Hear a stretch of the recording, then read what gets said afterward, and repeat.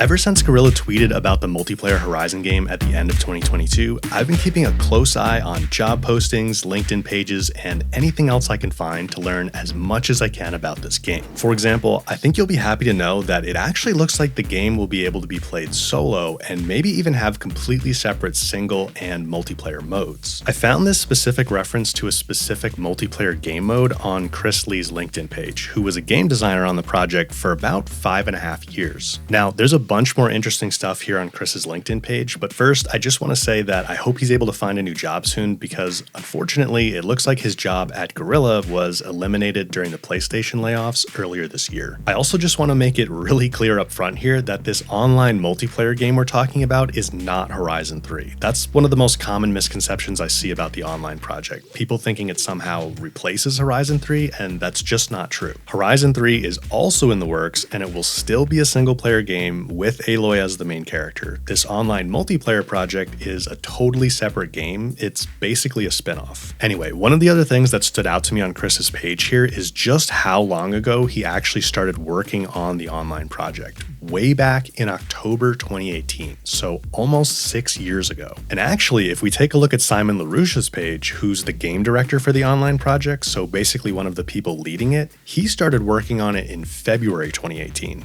So this game has been in some form of development for at least 6.5 years at this point. And actually, we know Guerrilla has been toying around with some sort of multiplayer Horizon experience ever since Zero Dawn started development in 2011, so 13 years ago. We'll talk a little bit more about that later, but right now I want to show you the details we have on what this game will actually be. So back on Chris's LinkedIn page here, this line stood out to me: prototyping, character combat abilities, multiplayer game mode, and progression systems. Character combat abilities seems pretty self-explanatory. Obviously, we don't know what exactly they have in mind there, but I'm imagining new versions of things like weapon techniques, valor surges, and being able to use the polecaster to grapple in Forbidden West. We already mentioned how the part about multiplayer game mode probably indicates other game modes, including maybe a single-player mode, which I think is promising for those of us who might want to experience the game solo. Now, will you be able to experience all the same things in a single-player mode as a multiplayer mode? Well, that's sort of getting at a question about what sort of gameplay we're actually talking about here, and we don't fully know yet, but we do have some hints. For example, we see this mention of matchmaking down here, and I can tell you I've seen matchmaking mentioned in at least one of the job postings as well. We'll take a look at that listing in a minute because it actually also has some other interesting details, but some format of multiplayer matchmaking does seem to be part of the game. Now, what those matches actually consist of, we don't know yet, but I wouldn't start freaking out that it's going to be some sort of Horizon PvP Battle Royale or something like that. I could maybe see a dedicated PvP mode, and again, we do have evidence for multiple game modes, but I'd be surprised to see this end up being a purely PvP game. It just doesn't really feel like it fits the franchise to me to be fighting other players directly when so much of Horizon's DNA is about fighting machines. So overall, for like a main game mode, I think PvE makes a lot more sense, and to that point, we know cooperative machine hunting is definitely going to be a big part of this game because it's mentioned in a lot of job postings. For example, in this one, we've got a variety of machine enemies that are spectacular, challenging, and memorable to fight cooperatively, multiple machine enemies that provide a variety of challenges against multiple players, and design, change, and update behaviors of existing iconic machines of the Horizon franchise, as well as design and introduced new machines. So I think it's very clear that there will at least be a mode where we'll be hunting machines together. Also confirmation there that we'll be getting new machines and that the existing machines will get updated to make them more challenging against multiple players. Now, we also have the lead combat designer post, which talks about a variety of enemies, machines, and humanoids that focus on exciting combat with cooperative elements. So in addition to fighting machines, there will also be human enemies. Probably something like the Eclipse cultists and Regala's rebels, but tweaked to work better for multiplayer. We also keep seeing the word cooperative used a lot, and that's probably by far the most common term I've seen listed across dozens of job postings. So I think cooperation is going to be a big emphasis in this game. You see it again up here, cooperative and replayable multiplayer combat experiences. So again, I think that suggests some sort of matchmaking where we would play through a specific type of challenge. Hopefully not like the arena in Forbidden West, but I could see the arena having been some sort of prototype for the challenges in the online project. But if we take a look at this other job listing, we see a cohesive experience for gamers of multiple skill levels, and then unique abilities that are exciting, offer tactical choices, and create cooperative opportunities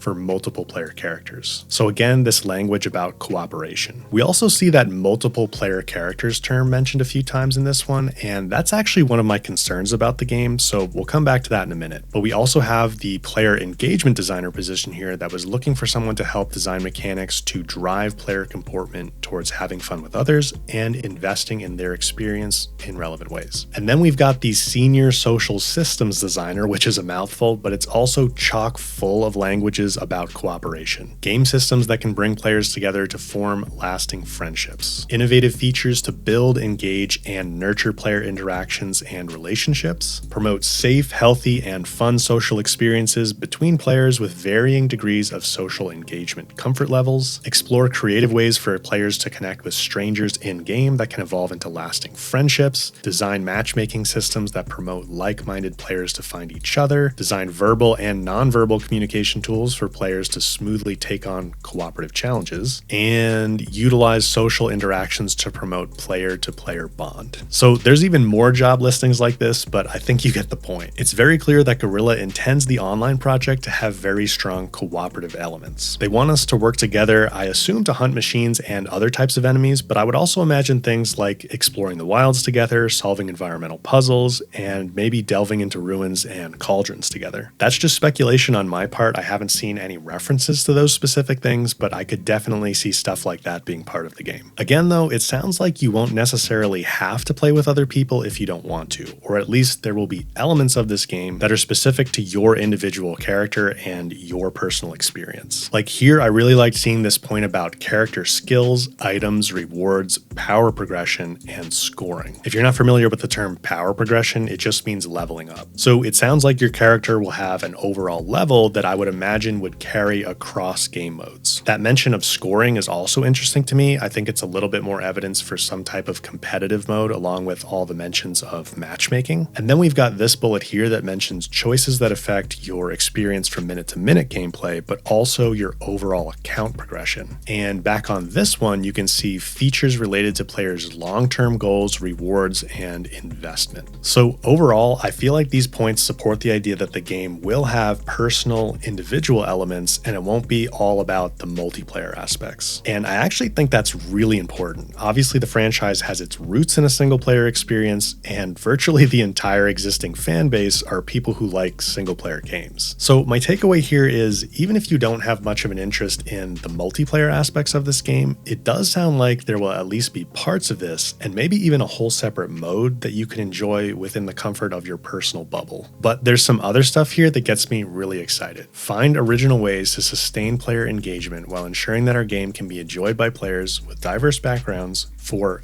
many years to come. Long-term player engagement by balancing content quality and quantity. See, the downfall of a single-player game is you can only experience it for so long. You can only do so many playthroughs before you've experienced everything at least once. And trust me, I know some of us can sink a lot of time into a game like Forbidden West or Zero Dawn. I've certainly done that. But the promise of a multiplayer game is that it's live service, meaning we get content updates over time that add new quests, activities, items, and other stuff that keep the game fresh and give it a much longer lifespan. Of course, it has to be done right, which is easier said than done, but if it is, then we could be looking at a Horizon game where you could easily spend hundreds, if not thousands of hours in, really however much time you want, which I think sounds pretty great. Of course, one of the other aspects of a Horizon experience is great storytelling, and I think you'll be happy to know that there's plenty of evidence for that being a big part of this game as well. I pulled all the main points together here so we don't have to waste time bouncing around between screen all the different job listings that mention this stuff. So we have design, develop, and write narrative features that help tell a rich, complex story, a deep, complex story, complex narrative design tasks and branching dialogue systems, a multitude of new characters and stories, stories and dialogue with dramatic conflict and subtext,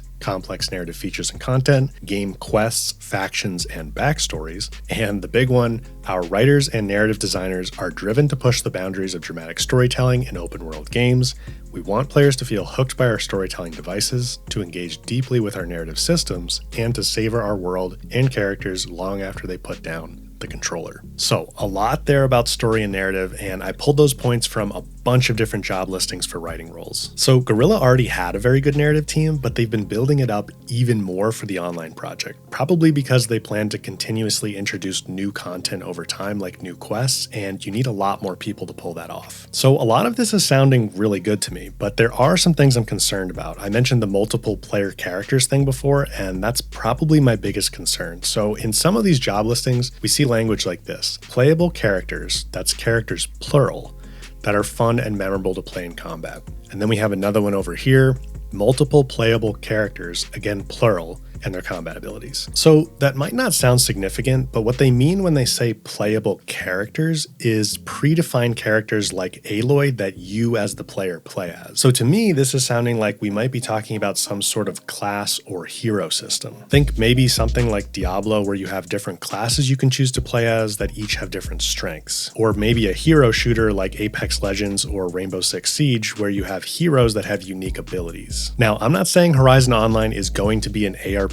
like Diablo or a hero shooter, but it does sound like some aspect of this game is going to have us playing as not a character you create, but a predefined character. The skill tree in Forbidden West might actually be a hint at what they're thinking here, or at least what they were thinking at one point. In Forbidden West, Aloy's skills are split into 6 different skill trees that clearly delineate different playstyles. So I could easily see classes that align with things like the Machine Master or the Infiltrator skill set. Now, I'm trying to remain open-minded about having classes or heroes, but I do worry that that's just not what people are going to want. I don't know about you, but personally, I want to feel like my character is a projection of me into the Horizon world. I want to get as close as I can to feeling like I'm in the world of Horizon, and I worry that a predefined character will limit that. Now, of course, we play as Aloy in the main games, and we love that, but I think that works in large part because it's a single-player game. You can have this highly developed character that we all identify with in some way and go on a journey with because it's just you and Aloy. But in a multiplayer space, I struggle to see how you would get that same experience with another character. We certainly can't all be copies of the same set of characters running around on the same map. Now, I could maybe see a system like World of Warcraft where you have different classes with maybe unique skill trees and abilities, but then you can customize your individual character to aesthetically look how you want. That could potentially work, and making multiple classes would add to like the replay factor, but I still don't love the idea of being locked into certain classes and abilities. Now, another option would be that the defined classes or heroes only apply to a specific game mode, so like a competitive mode, where part of the strategy is your team picking the characters you're going to play as to gain all the different abilities you want access to, or something like that. Maybe those characters are even NPCs you meet in the main game mode, but then back in the main game mode, you play as your own customizable character. I don't know, maybe I'm interpreting this wrong and I'm worried for no reason, but that's probably the biggest red flag for me right now.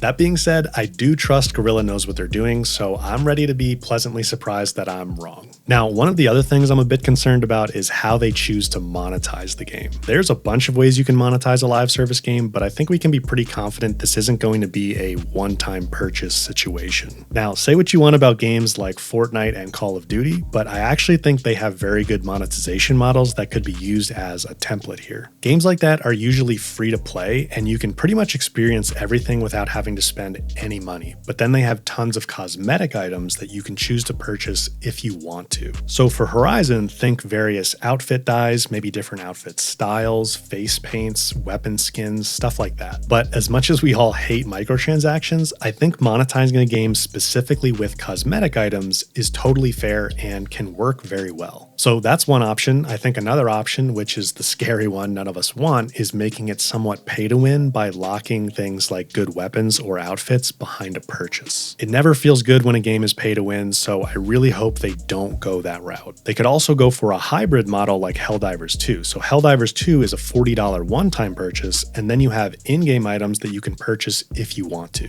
Now, some of those items are weapons and gear, but people don't really see it as pay to win because you can always grind to get that stuff if you want to. I think another obvious option here, maybe in addition to having purchasable cosmetics, is to have some sort of season pass, again like Fortnite or Call of Duty. The season pass maybe gives you extra challenges to complete for special cosmetic items, but it doesn't give you anything that actually gives you an advantage. Paid expansions like you have with Destiny or World of Warcraft, or a subscription like you can have with RuneScape or the online Final Fantasy games are also ways to monetize, but I think both of those are somewhat dated. Subscriptions do exist for games like Fortnite and Dota, but they're options on top of the main free-to-play experience. So I think there are some good options for how they monetize. Personally, I'd like to see free-to-play with purchasable cosmetics, but as long as it's not pay to win in any way and doesn't require a subscription, I think we'll be okay. Now, the art style is definitely another concern I think a lot of us have. You may have seen this leaked concept art already, and I would agree with the sentiment that it looks kind of Fortnite-y, which I don't think most of us really want to see in a Horizon game. There was also some footage that leaked a while back of an early prototype build of some sort. I can't show that to you because this video would get taken down, but yeah, the characters did kind of look like this, although the environment and machines looked a lot more like what we're used to seeing in Horizon games. But overall, I really wouldn't put too much stock into this concept art. When a game's being developed, all sorts of concept art gets made that doesn't make it into the final product. Like, there's plenty of concept art for Zero Dawn that doesn't look anything like what we ended up with. Plus, you may have also heard the rumor about a separate Horizon mobile game, and this concept art could very well be for that. So personally, I trust Guerrilla knows what they're doing, and I'm going to reserve judgment until I see what the game actually looks like in a reveal trailer. But when is this game actually going to be out? Well, like I mentioned earlier, it's been in some form of development for at least 6.5 years, which means they started working on it around the same time as Forbidden West. Of course, most of the team was focused on Forbidden West during that time until it released in 2022, and then I'm sure a bunch of people had to work on Burning Shores through the next year. But the smaller team Chris Lee was a part of was doing initial design work on the online project that whole time. Guerrilla actually did something very similar with Zero Dawn, with a small team prototyping it for about 2.5 years while the rest of the team worked on Killzone Shadowfall, and then the whole team focusing on it for the last 3 years of development. So I think the online project will probably launch in 2025, maybe 2026 at the latest. And I think there's a really solid chance we'll see it revealed in just a few weeks at a PlayStation showcase with the PS5 Pro. There'll probably also be a bunch of other great games announced at that showcase, along with maybe some other Horizon announcements too. So I'll leave my video on all that right here for you. Thanks for watching, and I'll see you over there in just a second.